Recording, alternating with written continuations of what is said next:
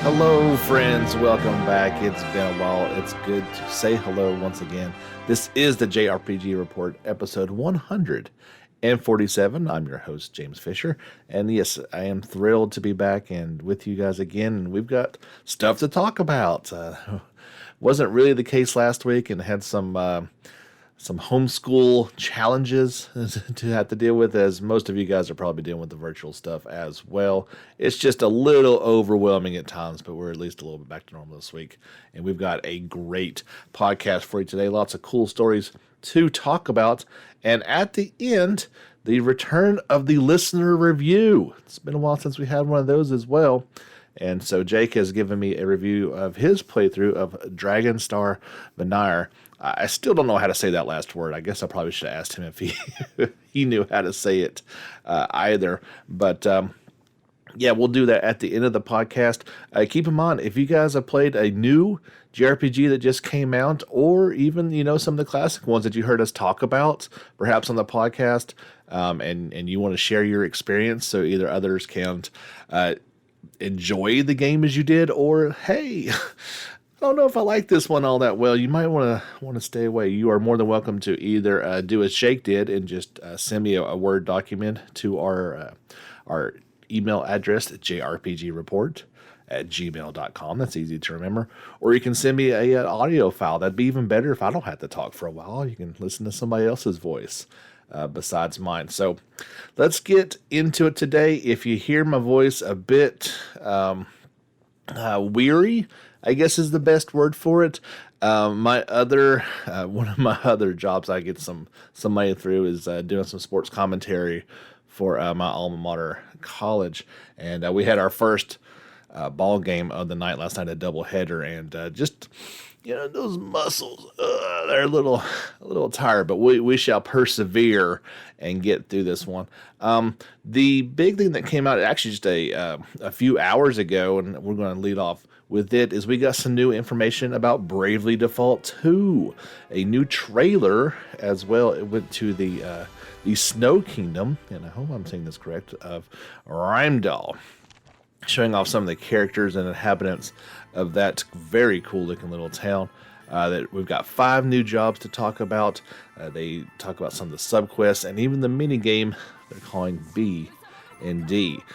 So the trailer kind of shows off each one of those little things, and then there was images to go along with that. I'm going to try to have those up in a slideshow as soon as I get done recording this one.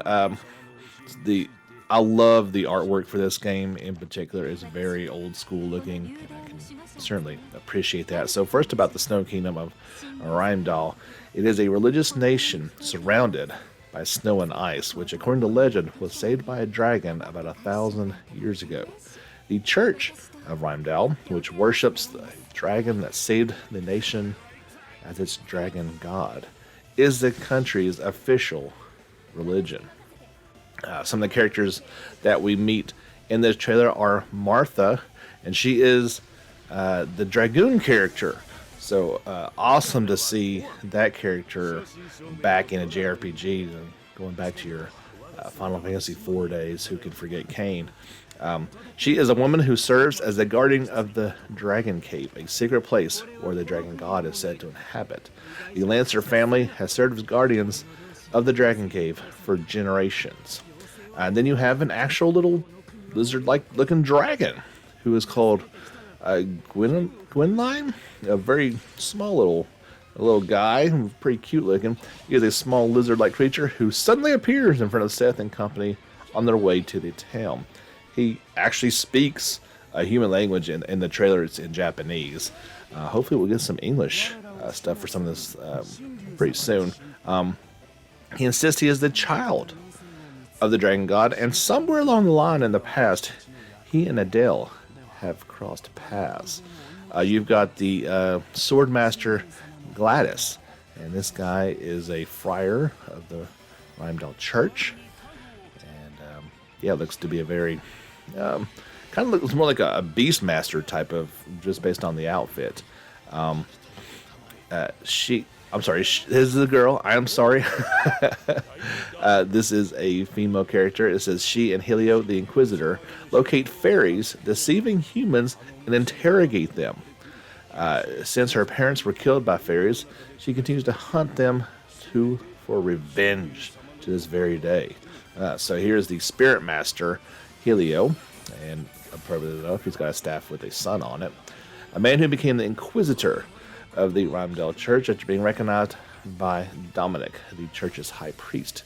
He uncovers humans disguising themselves as harmful fairies and holds divine trials in the court. So it looks like we got some interesting stuff going on in this town. And then we have Dominic, who is the Oracle. Keep in mind, these are all the asterisks are the job classes that you are going to be learning throughout this game. He is the highest preacher of the church and has a deep trust of the people. He claims his words are those of the dragon god, and that calming climate of the frigid Rymdale is proof of their faith. And lastly, we have the Glenn.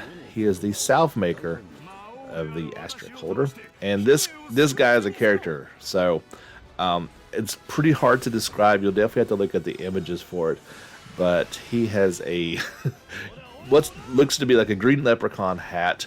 He's holding a shovel in his hand. He's got various tools all about him, and what can only be described as an old coffee grinder on his back. It is an interesting look, to say the least. And he is the mayor of a village near Rymdale called Inderno.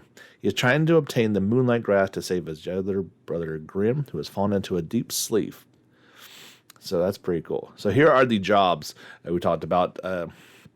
Dragoon dances on the battlefield with a spear in hand, and of course can use the jump attack to fly high into the air and attack enemies as a surprise from the sky. Usually there's a couple turn waits if it's going by old school rules. The Swordmaster Asterisk slays enemies with counterattacks. A job that wields a sword with a unique stance and overwhelms enemies with a powerful counterattack and pursuits. You have the Spirit Master, who is the Master of Spirits. A support job able to summon spirits. They ward off the dangers of the battlefield with continuous recovery. Sounds like somebody you might want to have in your party at all times. The Oracle Asterisk is a mudge entrusted with the law. A job that can manipulate law. They can even alter the speed and attributes of the targets. And lastly is the Salve Maker, kind of thing, maybe like an alchemist, who's an engineer who draws out the power of tools. A job that can gain various effects by combining items. So in addition to the main scenario, there are numerous side quests for players to accept. By lending a hand to those in need of your help, you can get rewards, as well as witness unseen sides to the world and characters you would not otherwise see in the main scenario. And then lastly, they're talking about the B&D game, which is called Bind and Divide. It's a popular game in the continent, a minigame where each player lays out 6 cards and vie to occupy territory by having control of one or more of the game board at the end of the match. This is actually unlockable now in the final demo for Bravely Default 2. I've not got a chance to play it just yet. I want to so bad and just haven't quite found the time yet. It looks like an interesting little game. Like I said, there's a ton of images to go along with it. I'll try to put that into a slideshow, or you can check out the link via either our Twitter page or our Facebook group page. You can get the direct link to that article, and you can check them out for yourself. Along with that really cool little video, you can head over to our YouTube channel and check it out there. So yeah, Bravely Default 2, just 6 more weeks. It'll be due out for the Switch exclusively on February 26th, getting a worldwide launch for that. I know a lot of people are pretty excited about it. I'd love to know how you feel about it. If you want to comment on those articles or on our YouTube channel as to how excited you are, I'd love to hear, and always I try to comment back on each time you guys leave a comment. The other kind of biggish announcement that we got just last night, actually, we have a release date for Neptunia Virtual Stars, the upcoming hack and slash game from Idea Factory International and developer Compile Heart. It is going to launch physically and digitally for PlayStation 4 on March the 2nd in North America. A couple days later, March the 5th in Europe. Now, Steam users, you got to wait just a little bit longer. That'll be March 29th for its worldwide release. So it'll come out. It's already out in Japan, but yeah, PC will be a worldwide release. So not too much further to wait for that one. It's a very interesting looking game. There was a trailer that goes along with it. And we'd kind of seen some of the run and gun aspects of it, but it's also a quick hack and slash type action gameplay as well. Kind of a departure for what I had seen in some of the previous Neptunia games in terms of its turn-based battle system, but this one looks to be almost a straight action game with some shooter elements as well as the sword play to it. It looks pretty fun. Now, the PlayStation 4 and PC versions will include Japanese voiceovers as well as English subtitles. PC will also include those Japanese and traditional Chinese subtitles. But yeah, there's not going to be any English dub for this game. It's kind of like Atelier Ryza, where hope you like to read, because you're going to have to do that. And I kind of figure, maybe with this game, because of that gameplay element, there's not going to be a ton of story elements to it. So maybe they said, hey, we can get this game out much, much quicker if we don't have to do that English dub, and obviously save some not only time but money as well. And that seems to be the route that they went with. So if you would like to check out that trailer, you know where to head. Just over to our YouTube channel, JRPG Report. Here are some of the key features of the game. You can switch up and keep moving. Seamlessly switch perspectives between the 4 goddesses and playable VTubers in fast-paced hack-and-slash battles. They say you can rock enemies with lightning-fast combos and glide across the map to dodge incoming attacks. Not sure how I feel about the whole VTuber thing. That's kind of cool they added that to it, but obviously, I think the main draw of this one is the Return of the Goddesses, and getting back to that, that Neptunia style of humor is always quite unique to it as well. Looking forward to this one. I don't love the release date. I gotta be honest, especially for PlayStation 4 dropping in on March the 2nd. It's crowded. This early, later starting here very soon with Ryza 2. We just talked about Bravely Default 2. We've got Ys 9 in there. Now we've got Neptunia Virtual Stars. We got Near Replicant, and I'm probably forgetting a couple, and there's probably some that haven't been announced yet, but it's pretty heavy up here at the beginning of the year. And I don't know if you guys are like me, but not exactly rolling in the cash during this ongoing pandemic. So it seems like all these game companies kind of got together and said, you know what? I don't really care. We gonna need that money. We're trying to keep people fed as well. And so yeah, let me add one more to that. We just got the release date for the Switch version of Trails of Cold Steel 4. So North America and European gamers will get that on April the 9th. April 16th for our Oceania country friends. Developer Falcom and publisher NIS America announced. So this new Western release date is about a month after its Japanese release date on the Switch, which is March the 18th. Still no word on PC. So typically with these ones, it comes out at the same time. So maybe they just weren't ready to make that announcement quite yet. I can't see why it wouldn't be, and obviously they've got time to do that. You're talking about 4 months away pretty much from now, or 3 months. They've got the opportunity to make that, and as soon as I hear about that PC release date, I will pass it along to you guys. So yeah, end of saga for Trails of Cold Steel 4. Finally getting on the Switch on April 9th. So yeah, if you are if you've been holding off on the Switch and or PC version of this, your spring got even more crowded and money consuming. But I'm glad it's finally got a release date. I still don't quite understand why there's that delay. Obviously, we were talking about the Switch. They got to kind of compress it down. There is the loss in graphics. There's got to be some give and take as well in order to fit a massive 130-hour experience full of voice acting down into a Nintendo Switch cartridge. So I kind of understand the delay that way. We don't have that PC release date. I don't understand why that takes a while, but when you're dealing with NS America, general rules don't seem to apply for much of anything. But like I said, it's good to have that release date, and a couple months away. So if you've been waiting this long, you can start saving up that cash for it now. So on a personal note, surprise, surprise, I'm still not done with Cold Steel 4. This game, I knew it was about a 130-hour game, and it is every bit of that long.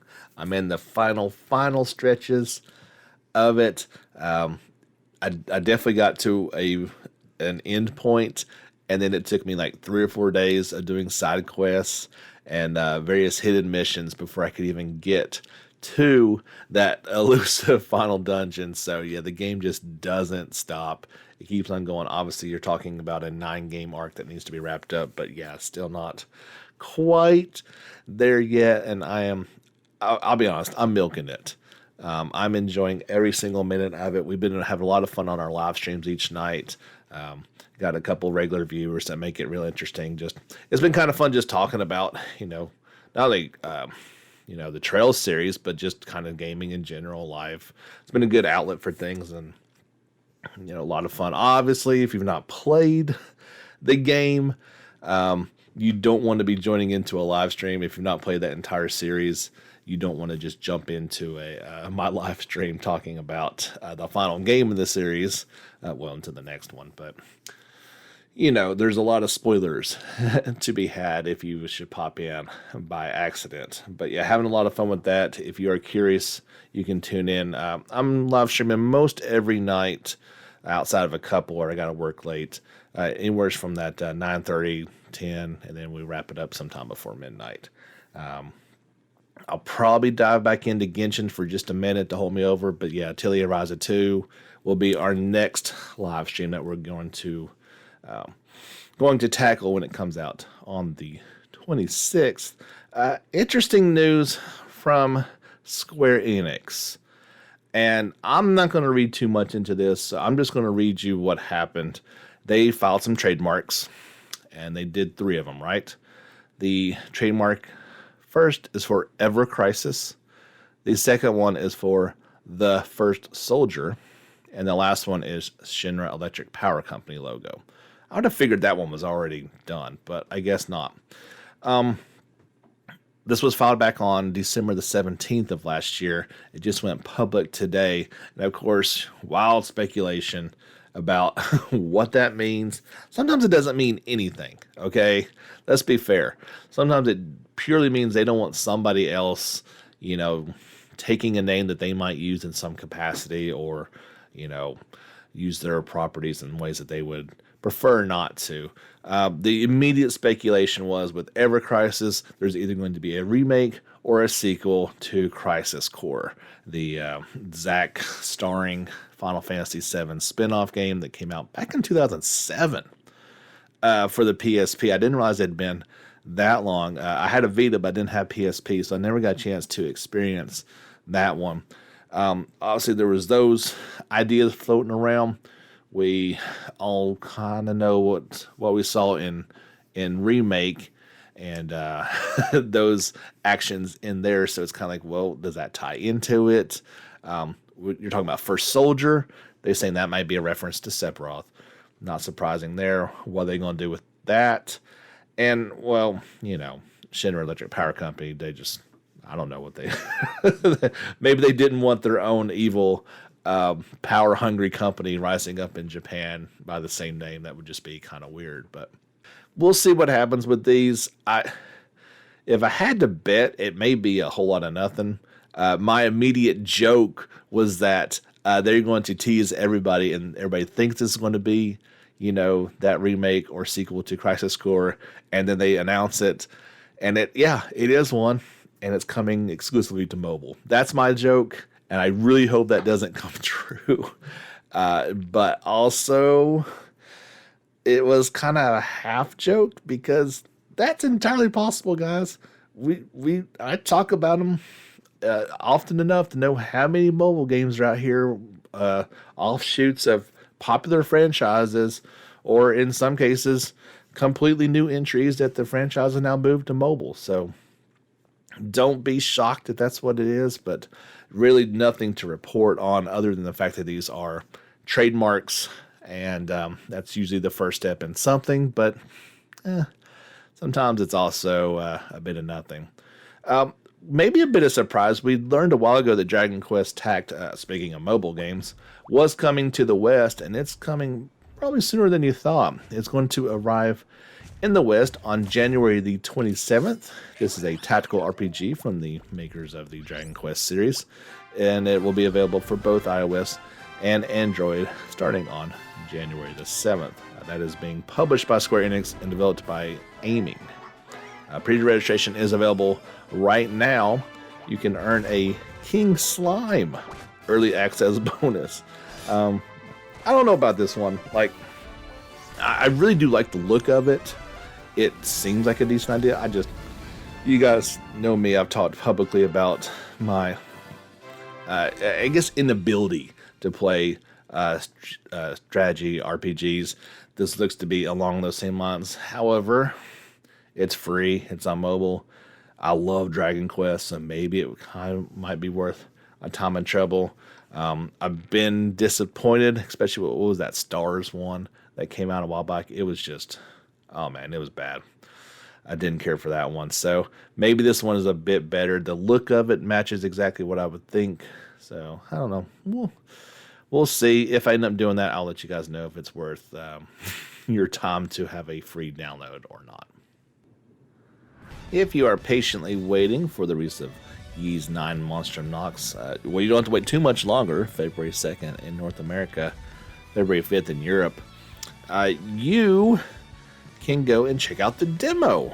It dropped on the PlayStation Store last week, wasn't it? Back on January the 4th. So yeah, it's been a while since we talked. So in case you didn't know it, there is a demo for Ys 9 on there. You can check out 2 different locations in it. There's no real story parts to it. This is just gameplay, and you can either go to down to the sewer level or another tower type level. I forget the exact names of it. I did check out the sewer one for about 5 minutes or so before getting destroyed by a giant crab. If you guys know this or not, I have not actually played any of the Ys titles. I finally did pick up part 8, and I would like to play that at some point. I think I remember, and I might have shared this. I did try the demo for 8, and I wasn't impressed, but it was early, and I think there were some things wrong with it. I was impressed with this one for 9. It's fast and it's furious, and it certainly looks like it's a lot of fun. I just don't know what I'm doing. Okay, I was able to stumble through the regular bats or whatever that were flying at me and do just fine. But as soon as I went up against any sort of formidable opponent, I was dead and didn't feel too good about it. So maybe I just need to figure out what I'm doing. I should probably at least look and see what the buttons were supposed to do before just jumping right into it, but that was probably my first mistake. But yeah, if you're looking to check that demo out, you can do so. Not too much longer to wait on the game, so if you're kind of on the fence about it, it's a good way to know whether or not you're going to be up for it. It looks a good opportunity. I'm always in favor of demos you can check out before having to throw down on some money. Here's an update for a game that was announced back in March of 2019. Honestly, I'd kind of forgotten about this one. I barely remember it. A game called Fantasian. You may not recognize that. I certainly didn't, but you will know and recognize who worked on it. This is the Mistwalker developed RPG, which is supposed to be due out sometime this year. This is by producer Sakaguchi. He shared his in-game progress screenshot for it. Looks, doesn't look super impressive, but also looks pretty good. Kind of harken back to some older games of yesteryear. What you'll also recognize is the music, and that is by Nobu Uematsu, Final Fantasy fame. So those two are working together on a new game. It is a unique world of handcrafted dioramas. So I've shared that article on our social channels if you'd like to check it out. 2 images kind of showing off what the game looks to be about. I would dare say we need some more shown from this game before I would believe it's coming out in 2021. Now, keep in mind, this one is for smartphones, so that's maybe why I'm not blown away by the visuals on it. So now that I see that it's for smartphones, that does make me feel a little bit better about what I'm looking at in terms of being impressed or not. That's probably going to off-put most of you guys as far as looking forward to it or not now. Speaking of demos, there's a new demo for Monster Hunter Rise on the Nintendo eShop. If you're one to check it out, you'll need to do so fairly quickly, as it is a limited time demo, only available until February the 1st at midnight. So you got about 2 weeks to check that one out, and that, of course, is a Switch exclusive over on the eShop. You want to do that. There's been a whole bunch of Monster Hunter Rise information come out here lately. Tons of trailers. They did that live stream, which introduced a whole bunch of stuff. So there's a lot of stuff to catch up on if you're looking forward to this one. Head over to our YouTube channel. I've got all those things pointed out for you. You can check out the entire live stream. There's different trailers broken up for it. So if you're looking forward to that, check out the demo and check out all the media. You don't have to wait too much longer. This one will be coming out fairly soon. I don't see the release date. There it is. March 26th for the Switch. So yet another game joining our big spring lineup for JRPGs. I want to talk to you guys for a minute about a brand new JRPG that come across the websites today, and this is called Gen Conception. It is announced as a PC title, coming sometime to Steam in 2021. So this is kind of one of those retro-looking games, and so the best way I can describe it, so it's got 8 playable characters with intertwining stories. So that kind of sounds like the Saga games, right? Definitely has that old school look to it.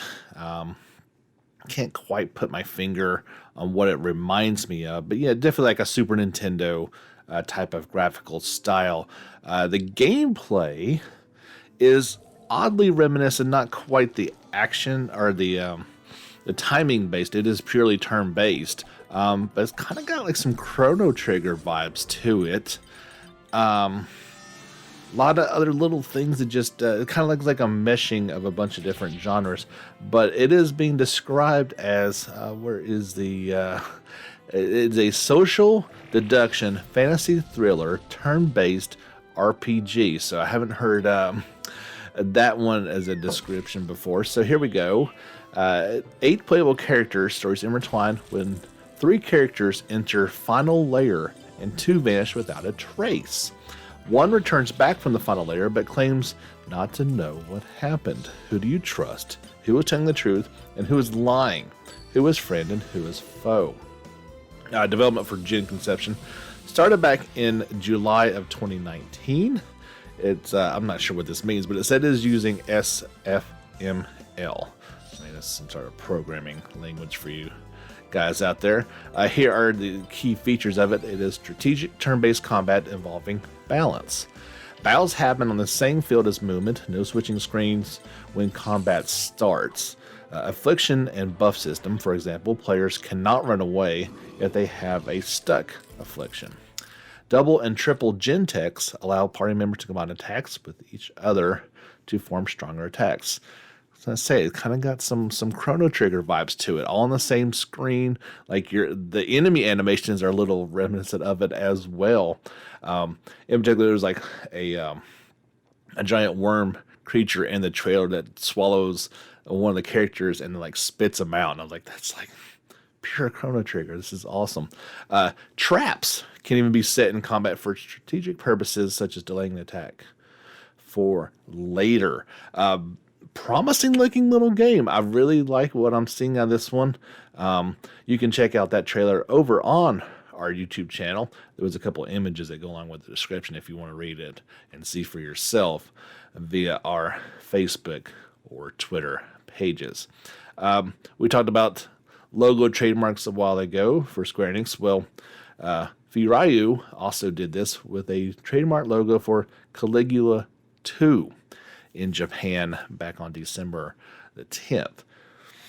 Would imply there's a sequel coming out to the original Caligula, which was then called the Caligula Effect in the West. That first launched back on the Vita back in June of 2016. We got it in May of 2017. In the West, there was also that remake subtitled Overdose, which came out for PS4 a little bit later. The sequel has yet to be officially announced. The series producer did tease a sequel back in June of 2020. So yeah, that trademark teasings about the right time frame. You'd have to imagine that is probably coming fairly soon. If you are an Xbox Game Pass owner and looking for more Final Fantasy games coming out to it, a representative said that there are more coming, that they have supported throughout 2020 and will continue to do so in 2021. Of course, they've got Final Fantasy 15 on there, 9, 8, and Final Fantasy 8 Remastered. I'm sorry, I got my Roman numerals wrong there. The original Final Fantasy 7 is on there, and now 8 Remastered as well. So that leaves 10/10-2 Remastered not on there, 12 Zodiac Age is not on, and the 13 trilogy not yet available on Xbox Game Pass. I'm sure they're coming. It's only a matter of time. The way they spaced out the ones in 2020, I would imagine, every couple months you'll get a new one. Obviously, ones go off as well, but if you are a Game Pass owner, it's already an excellent deal. Looks like you've got some more things coming to you here soon. Got some new trailers, or a new trailer featuring off the new features of Saviors of Sapphire Wings and the Stranger of Sword City Revisited. Introducing 3 new classes, additional battle elements, expanded character creation, and 3 new dungeons. You can check that trailer out on our YouTube channel. This game is due out for Switch and PC via Steam on March 16th in North America and March 19th in Europe. A new game coming out, which is an old game, and well, I'm not sure if we're going to get it yet or not, but Akaba's Trip, Hellbound, and Debriefed got a Japanese trailer as well as a release date for it, which is May 20th in Japan. So this is a high-definition remaster of the PSP game, Akaba's Trip Plus. Now, no official announcement on the Western date. However, back when this game was first kind of teased and talked about, which was back in 2019, publisher Xseed Games did say that they were going to release this in the West. So it's probably definitely coming. We just need to kind of reaffirm those things, as it was a while ago. Everything kind of got pushed back with COVID, well, all that fun stuff we've been talking about for so long. So I would dare say there's, a 99% chance this is coming to the West, with it coming out in May in Japan. You're probably talking at least a few more months until we see it over on these shores. I never got a chance to play the other game in the series. It was, I guess, interesting is the correct word. for it. A very mature title with some questionable mechanics in battle to it, but looks like a fun time, and maybe might check this one out. Who knows? Thank you. I don't know if you guys heard that notification or not. Coming as no real surprise, but there was a cool video from some of the a couple of the voice actors from Persona 5 Strikers. Erica Larcher and Cassandra Lee Morris had a chat with each other. They, I think it was for one of their YouTube channels, and they kind of just talked about some of the challenges, obviously, of recording during the pandemic. And they said, and this is interesting. So they said recording was supposed to start back in April. Then the quarantine went into effect, so they were not allowed to do voice work. They came up with the plan B, which was, hey, let's ship equipment and microphones to the voice actors. They can record it, and then we can mix it back in the studio.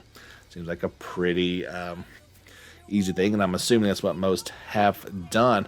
They definitely talked about the fact that they knew a Western version was coming, had done the work for it, and couldn't announce it until the game got officially announced just a few weeks ago. So that had to be really challenging, kind of hiding this knowledge, from fans who, no doubt, I mean, pester is probably not the right word, because people are they're anxious to play this game that they kind of figure is coming, but there's no news on it. So, well, the voice actors will know. Surely they've done the lines for it, and they just weren't allowed to say anything for it. So I kind of feel bad for these people, the spot that they were put into, but obviously they're also making a living doing this, so it's part of the job, I guess. But the good news is the game is coming. We're going to get it very shortly. Very much looking forward to Persona 5 Strikers, but it was cool to see kind of that insight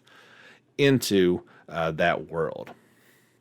All right, guys, that's the end of all the news for the week, but we have one final segment for you, and that is going to be our reader review from Jake. He has put some, I was going to say pen to paper, but we don't really do that anymore, do we?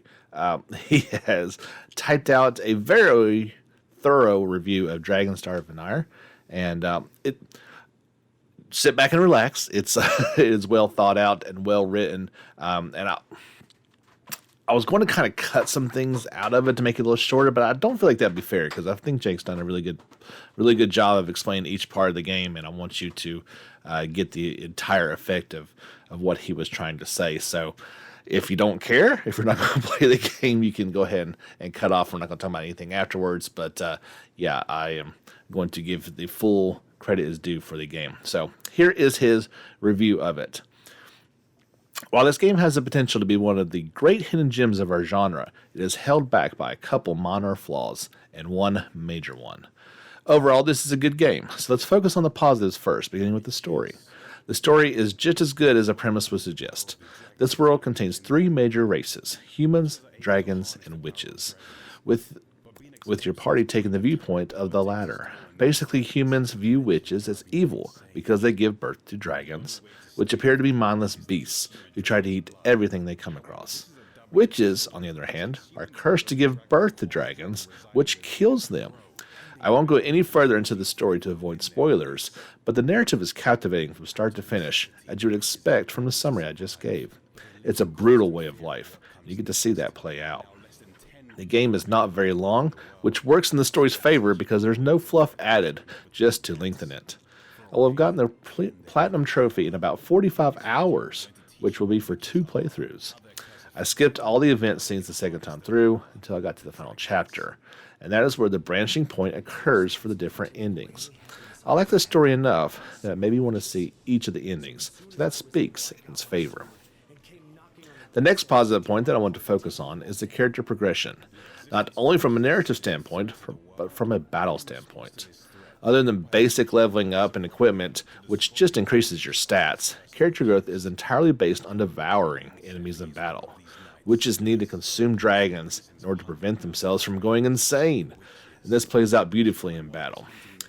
Every enemy has a unique dragon core. that successfully devouring a dragon in battle allows the character that is consumed it to acquire its core and unlock abilities and passive stats that power them up.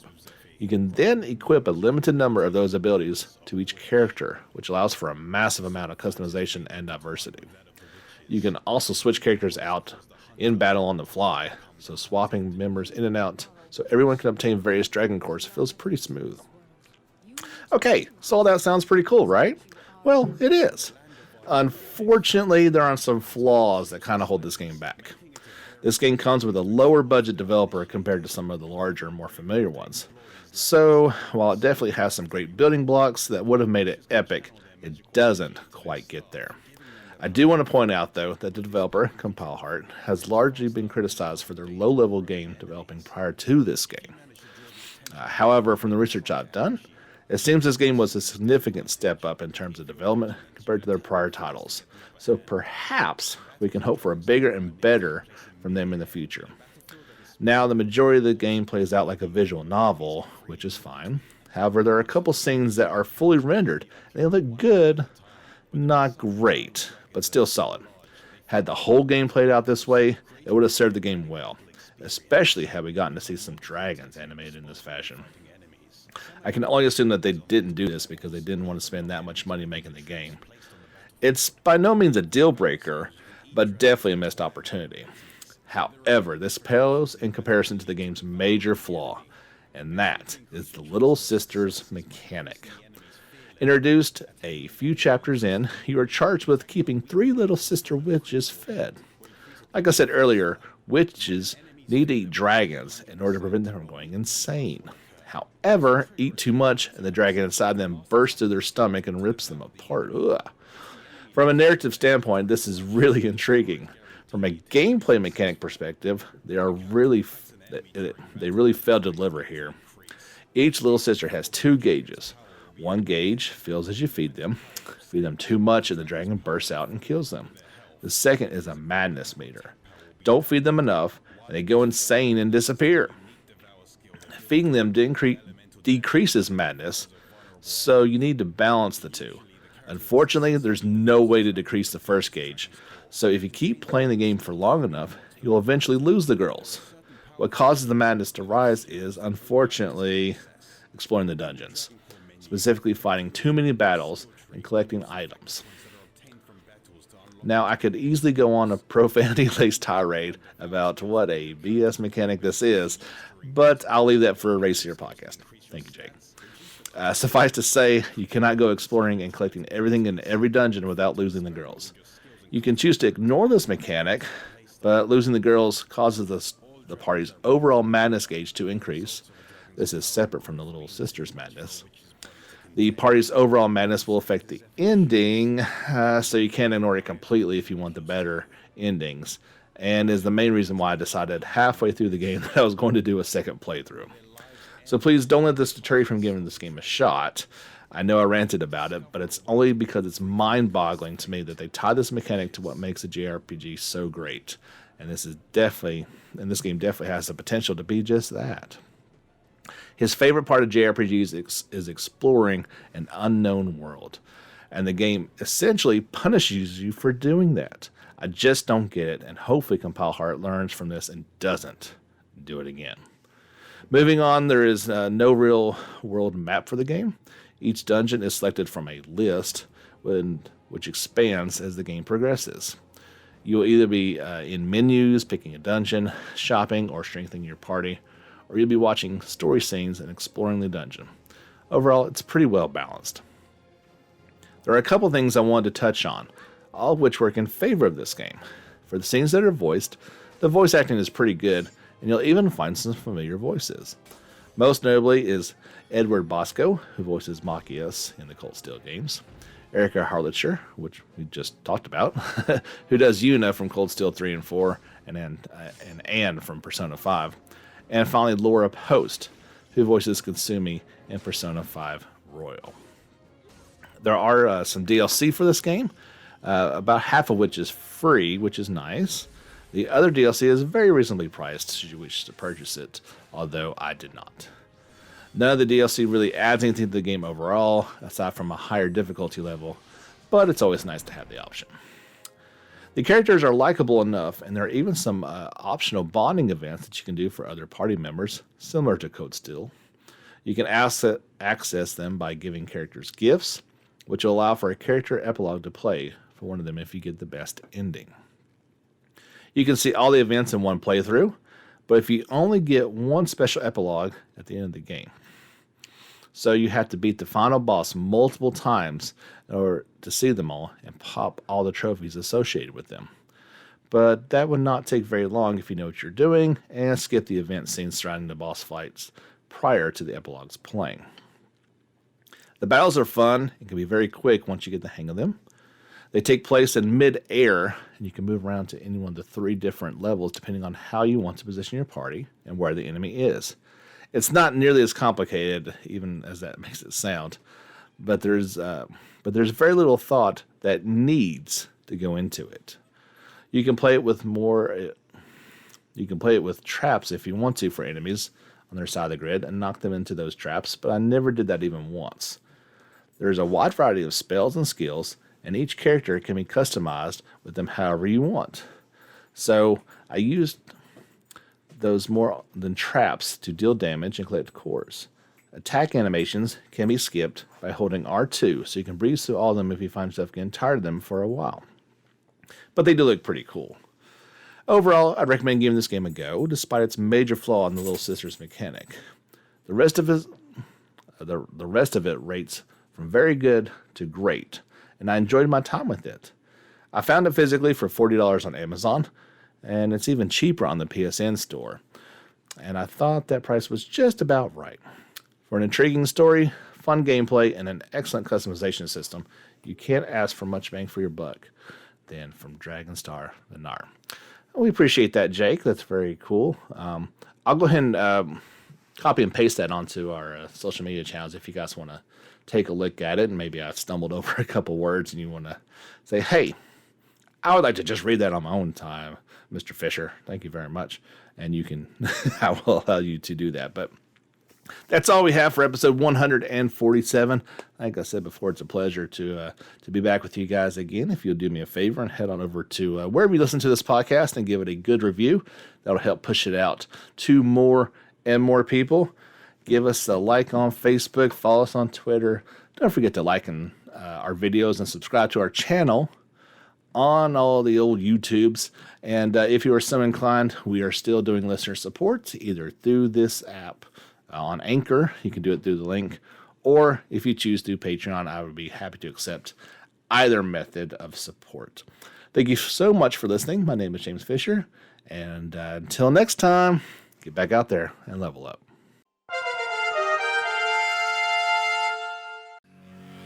Check back each day for a daily JRPG video.